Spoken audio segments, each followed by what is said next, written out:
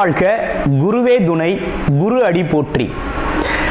ஸ்ரீ பாலசுப்பிரமணியர் அருளால் ஆன்மீக அன்பர்கள், ஜோதிட அன்பர்கள், நேயர்கள் அனைவருக்கும் அன்பான வணக்கங்கள். நான் உங்கள் வாழ்க வளமுடன் ஜோதிடர் ஸ்ரீ குரு சுந்தரவடிவேல். இப்போ பார்த்தீங்கன்னா இந்த வருடத்தின் 2025 மூன்றாவது பெயர்ச்சியான ராகு கேதுக்களின் பெயர்ச்சியை பற்றி முழுமையாக பார்க்க இருக்கிறோம். இவங்க பார்த்தீங்கன்னா வருகின்ற மே மாதம் 18ஆம் தேதி ஞாயிற்றுக்கிழமை பெயர்ச்சி ஆகுறாங்க. மீன ராசியிலிருந்து கும்ப ராசிக்கு ராகு பகவானும், அதே நேரத்தில் கன்னி ராசியில் இருக்கக்கூடிய கேது பகவான் சிம்ம ராசிக்கும் பெயர்ச்சி ஆகுறாங்க. இவங்க எப்போதுமே பார்த்தீங்கன்னா ரிவர்ஸ் டைரக்ஷனில் தான் இவங்க பெயர்ச்சி பலன் அப்படிங்கிறது இருக்கும். ராகு கேதுக்கள் சாயா கிரகங்கள் அப்படின்னு சொல்லக்கூடிய இவங்களோட பலன்கள்லாம் எப்படி இருக்கும் அப்படின்னு பார்க்கையில் அதுக்கு முன்னால் ராகு கேதுக்கள் எப்படிப்பட்டவர்கள் அப்படிங்கிறதையும் சின்னதாக நம்ம தெரிஞ்சுக்கலாம். ராகு அப்படிங்கிறவர் பார்த்தீங்கன்னா உலக போகங்களை அனைத்தையும் கொடுத்து பிற்பகுதியில் அதற்கான அனைத்து விதமான வாய்ப்புகளையும் கொடுப்பார். ராகு உலக போகங்களில் அனைத்து விதமான வாய்ப்புகளையும் கொடுத்து பிற்பகுதியில் அதன் மூலமாக சின்ன சின்ன தவறுகளை செய்ய வச்சு சிறு தண்டனைகளையும் கொடுக்கறது மட்டும் இல்லாமல் கொடுக்கிறவர் தான் ராகு. கேது அப்படிங்கிறவர் பார்த்தீங்கன்னா ஆரம்பத்திலேயே பல்வேறு விதமான கஷ்டங்களையும் துன்பங்களையும் இன்னல்களையும் கொடுத்து தன்னோட பிறப்பின் நோக்கத்தை அறிய செய்து பிறகு அவங்களுக்கான வசதி வாய்ப்புகளை கொடுக்கிறவர் தான் கேது பகவான். இருவருமே ஒருத்தருக்கொருத்தர் பெரிய பலம் வாய்ந்தவர்களாக இருக்கிறாங்க. ஜோதிடத்தில் எல்லாரையும் விட மிகவும் பலம் வாய்ந்தவர் ராகு பகவான் இருக்கிறார். அதை விட ஒருபடி மிஞ்சி கேது பகவானும் இருக்கிறார். இப்போ இவங்களை தாண்டி மிகப்பெரிய விஷயங்களை இந்த ஜோதிடத்தில் செய்ய முடியாது. இந்த ராகு கேதுக்கள் அப்படிங்கிறது பார்த்தீங்கன்னா சந்திரன் சூரியனை நெருங்கி செல்லுது அப்படின்னா சந்திர கிரகணம், சூரிய கிரகணம் அப்படிங்கிறது ஏற்படக்கூடிய ஒரு அமைப்பு இருக்குது. அடுத்து ராகு கேதுக்களுக்கு இடையில ஒருத்தரோட பிறப்பு ஜாதகத்தில் கிரகங்கள் அனைத்துமே அடைபட்டு போச்சு அப்படின்னா கால சர்ப்ப தோஷம் அப்படிங்கிற ஒரு பாதிப்பு ஏற்படும். இந்த காலகட்டத்தில் உங்கள் ஜாதகத்தில் எந்த கிரகம் உச்சம் ஆட்சி பெற்று வலிமையாக இருந்தாலும் அதோட பலன்களை முழுமையாக நம்ம அனுபவிக்க முடியாது அப்படிங்கிற ஒரு சூழ்நிலை இருக்குது. இப்படிப்பட்ட கிரக அமைப்புகளோடு இருக்கக்கூடிய ராகு அப்படிங்கிறது பாட்டனார் சம்பந்தப்பட்ட வம்சவழி சம்பந்தப்பட்ட விஷயத்தையும், கேது அப்படிங்கிறது ஆன்மம் உள்நிலை சம்பந்தப்பட்ட விஷயத்தையும், அம்மா வர்க்கம் சம்பந்தப்பட்ட விஷயத்தையும் குறிப்பெடுத்து தரக்கூடிய ஒரு அமைப்பு அப்படிங்கிறது தான் ராகு கேதுக்கள். இப்படிப்பட்ட ராகு கேதுக்கள் என்ன விதமான பலன்களை தர இருக்குது, இதில் உங்களுடைய ராசிக்கு இந்த பெயர்ச்சி பலன்கள் எப்படி இருக்கு அப்படிங்கிறத முழுமையாக இப்போ பார்க்க இருக்கிறோம். மகர ராசி காலச்சக்கரத்தின் 10வது ராசி. கர்மம் சார்ந்த விஷயத்தை நிறைய செய்யணும் அப்படின்னு சொல்லி தொழில் வேலை அமைப்புகள் சம்பந்தப்பட்ட விஷயத்தில் அதீத ஈடுபாடு கொண்டவர்களாக கவனத்தை முழுமையாக அதில் செலுத்துறதும், அது மட்டும் இல்லாமல் தொழில் நுணுக்கங்கள் தெளிவாக தெரிஞ்சுக்கிறதுல அக்கறை செலுத்தக்கூடிய ஒரு அமைப்பு அப்படிங்கிறது மகர ராசிக்கு உண்டு. எதுலையும் ஒரு ஆளுமை திறன் இருக்கும், நேர்மையான குணம், சொல்கிற விஷயத்தை செயல்படுத்தணுங்கிற அக்கறை, பொறுப்புள்ளவர்களாக இருக்கிறது அப்படிங்கிறது மகர ராசி அன்பர்களுக்கு உண்டான ஒரு நல்ல குணமாக இருக்குது. அதே நேரத்தில் இந்த ராகு கேது பெயர்ச்சி எப்படி இருக்குது அப்படின்னு பார்த்தோம்னா, ராகு அப்படிங்கிறவர் 2ஆம் இடத்துக்கு வந்துட்டார். அதே போல் கேது அப்படிங்கிறது பார்த்தீங்கன்னா 8ஆம் இடம். 2, 8ஆம் இடங்களில் ராகு கேதுக்கள் இருந்தால் நல்லது நடக்குமா அப்படின்னு பார்த்தா கொஞ்சம் கவனமாக இருக்கணுங்கிறது மாதிரி இருக்குது. என்ன காரணம்னா, மகர ராசியை பொறுத்த வகையில் இப்போ தான் 7.5 சனி பாதிப்பிலிருந்து முழுமையாக விடுபட்டீங்க. சனி பகவானோட தடை, தாமதம், மனக்குழப்பம், சிக்கல், சிந்தனைகள், பிரச்சனை அப்படிங்கிற ஒரு விஷயத்தெல்லாம் இப்போ தான் கடந்து வந்தோம். ஆனால் அடுத்து இப்போ என்ன நடந்துருச்சு அப்படின்னா ராகு கேது பெயர்ச்சி வந்துருச்சு. இந்த ராகு கேது பெயர்ச்சி நன்மை தருமா தீமை தருமா அப்படின்னா, நன்மை தருமா தீமை தருமா அப்படின்னா, இந்த கேது பகவான் 8ஆம் இடத்துல அமர்ந்திருக்கிறது, மறைவு ஸ்தானத்தில் அமர்ந்திருக்கிறது ஒரு வகையில் ஒரு நல்ல அமைப்பு அப்படின்னு தான் எடுத்துக்கலாம். ஆனால் 2ஆம் இடத்துல இருக்கக்கூடிய ராகு அப்படிங்கிறது கொஞ்சம் கவனம் எடுத்துக்கணும். அதே நேரத்தில் தனம் வரவுகளை கொஞ்சம் கூடுதலாக கொடுப்பார், வருமானம் அப்படிங்கிறத அதிகரிப்பார். அப்போ எப்படிப்பட்ட இதை எப்படி கையாளுறது, இதை எப்படி எடுத்துக்கிறது அப்படின்னு பார்த்தோம்னா, 2ஆம் இடம் ராகு அப்படிங்கிறது பொருள் வரவு தனம் சம்பந்தப்பட்ட விஷயத்தில் நல்லா செயல்படுவார். அவர் யோகக்காரகர், போகக்காரகர். நல்லா சாப்பிடுவீங்க, உணவு பிரியம், விருப்பப்பட்ட பொருளெல்லாம் சுவைத்து உண்ணும் நல்ல அமைப்பு வந்துருச்சு. அடுத்து 2வது வருமானத்திற்காக ஓடி ஓடி உழைச்ச காலம் போய் இனி வருமானம் அப்படிங்கிறத உட்கார்ந்த இடத்துலேருந்து பேச்சின் மூலமாக சம்பாதிக்க போகிறீங்க. பேசுகிறது மூலமாக சம்பாதிக்கிறது, கமிஷன் தொழில்கள்லாம் சம்பாதிக்கலாம். ஆல்ரெடி நீங்கள் தொழில் வேலை அமைப்புகளில் இருக்கீங்கனாலும் வருமானத்தில் ஒரு குறைவில்லாத ஒரு வருமானத்தை எதிர்பார்க்கலாம். நல்ல அமைப்பு உருவாகிருக்குது. அடுத்து பாருங்கள், எதில் கவனமாக இருக்கணும்னா குடும்ப உறவுகளில் கவனமாக இருக்கணும். கணவன் மனைவி சார்ந்த விஷயத்தில் கொஞ்சம் விட்டு கொடுத்து போங்க. குடும்ப உறுப்பினர்கள், தாய் தந்தை மற்றும் குழந்தைகளிடத்தில் கொஞ்சம் அன்பாக நடந்துக்க முயற்சி பண்ணுங்க.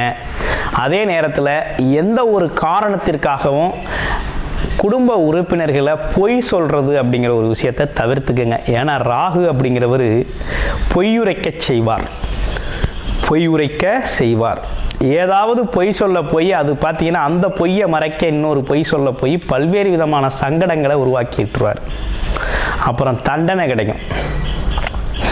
ஏண்டா சொன்னோம் அப்படின்னு உட்காந்து ஃபீல் பண்ணுறது மாதிரி ஆகிடும். அது மாதிரி விஷயம். அடுத்து பார்த்தோம்னா, தகாத வார்த்தைகளை நடவடிக்கைகளில் கொஞ்சம் ஈடுபட செய்வார் ராகு.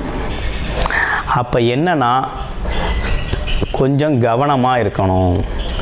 அதே போல் அதிகப்படியான பேச்சு ஆபத்தை விளைவிச்சிரும் அப்படிங்கிற மாதிரி ராகு பெயர்ச்சி இருக்குது. பொருள் வரவுக்கு நல்லா இருக்குது, பர்சனலுக்கு சரியாக இல்லை. பர்சனல் லைஃபுக்கு சரியாக இல்லை. கவனம் எடுத்துக்கணும். அடுத்து இதில் ஒரு நல்ல விஷயம் என்னென்னா, ராகு பகவானை குரு பார்க்குறாரு. அப்போ மகர ராசிக்கு 2ஆம் இடம், மகர ராசி அப்படிங்கிறதுக்கு 2ஆம் இடத்தை குரு பார்க்குறார். அப்போ குரு பார்க்கறதுனால கொஞ்சம் ராகுவை கட்டுப்படுத்துவார்.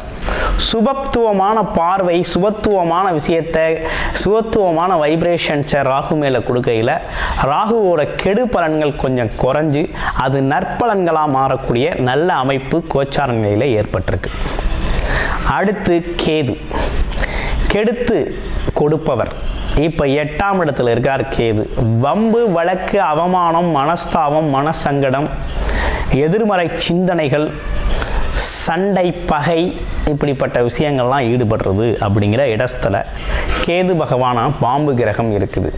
அப்போ என்னன்னா, ஒரு கெடுதல் செய்யக்கூடிய ஒரு கிரகம் கெட்ட இடத்துல அமர்ந்திருக்கு அப்படின்னா அந்த இடத்துல நடக்கக்கூடிய தன்மைகளை கொஞ்சம் எதுக்கும். அப்படின்னா அந்த இடத்துல கொடுக்க வேண்டிய அமைப்புகளை கொஞ்சம் சரி செய்ய முயற்சி அப்படிங்கிறது நடக்கும். ஆனால் கேதுவாக இருக்கிறதுனால என்ன நடக்குது அப்படின்னா ரொம்ப ஸ்ட்ராங்காக இருக்கும். அப்போ 8ஆம் இடம் அப்படிங்கிறதும் கொஞ்சம் கவனம் எடுத்துக்கணும். ஆனால் 8ஆம் இடம் உங்களுக்கு கேது அமர்வுனால கொஞ்சம் ஸ்ட்ராங்காக தான் இருக்குது, நல்லா தான் இருக்குது, சாதகமாக தான் இருக்குது. பாதகம்னு சொல்லி பயப்பட வேணாம், சாதகமாக தான் இருக்குது. ஆனால் இருந்தாலும் கவனம் எடுத்துக்கணும். எல்லா விஷயத்திலையும் கூடுதல் கவனம் எடுத்துக்கணும். அறிவு ரீதியாக யோசிக்கணும், தர்க்க ரீதியாக யோசிக்கக்கூடாத விட அறிவு ரீதியாக புத்திசாலித்தனமாக ஞானம் சார்ந்த விஷயத்தில் அப்படி யோசிக்கணும். ஆன்மீக ஈடுபாடுகளை கொஞ்சம் அதிகப்படுத்தணும். ஆமாம், அரசியல் தொடர்பு சம்பந்தப்பட்ட விஷயத்தில் கொஞ்சம் கவனம் எடுத்துக்கணும். அதே போல் தான தர்மங்கள் நிறைய செய்யணும். அதே போல் பார்த்தீங்க அப்படின்னா பிறருக்கு உதவி செய்கிறது அப்படிங்கிற ஒரு விஷயத்தில் கொஞ்சம் கவனமாக செய்யணும். அதே நேரத்தில் யாருக்கும் வாக்குறுதிகளை அள்ளி கொடுக்கக்கூடாது. கொடுத்துட்டு அப்புறம் வாக்கு நிறைவேற்ற முடியாமல் போயிடும், பொய் வாக்காக ஆயிரும். அதனால நம்ம செல்வாக்கு குறைஞ்சு போயிடும். இப்படிப்பட்ட விஷயங்கள்லாம் மகர ராசிக்கு இருக்குது. அப்போ ராகு கேதுவால் 50% நன்மைகளும் 50% தீமைகளும் கிட்டத்தட்ட கலந்தே இருக்குது அப்படின்னு சொல்லணும். அப்போ இந்த காலகட்டத்தில் என்ன செய்யணும் அப்படின்னா, வருமானம் ரீதியாக நல்லா இருக்குது, ரிலேஷன்ஷிப் ரீதியாக சரியில்லை. அப்போ ஹெல்த் ரிலேட்டடாக எப்படி இருக்குது அப்படின்னு பார்க்கணும். அப்போ ஹெல்த் ரிலேட்டடாக நல்லா இருக்கா அப்படின்னா கண்டிப்பாக உடல் ஆரோக்கியம் சம்பந்தப்பட்ட விஷயங்கள் எப்படி இருக்குது அப்படின்னா நல்லா இருக்குது. இதுவரை சரியில்லை, இனிமேல் நல்லா இருக்கும். அதை பற்றி ஒன்றும் கவலைப்பட வேண்டாம். இப்போ உங்களுடைய பிறப்பு ஜாதகத்தில் என்ன விதமான தசாபுத்தி இருக்குது, நீங்கள் என்ன லக்கணம், என்ன தசாபுத்தி அமைப்பு இருக்குது, ராகு கேதுக்களோட அமர்வு நிலை எப்படி இருக்குது. ராகு கேது அப்படிங்கிறது பார்த்தீங்கன்னா, ராகு கேதுக்கு இடையில் அனைத்து கிரகங்களும் இருந்துச்சு அப்படின்னா சர்ப்பதோஷம்.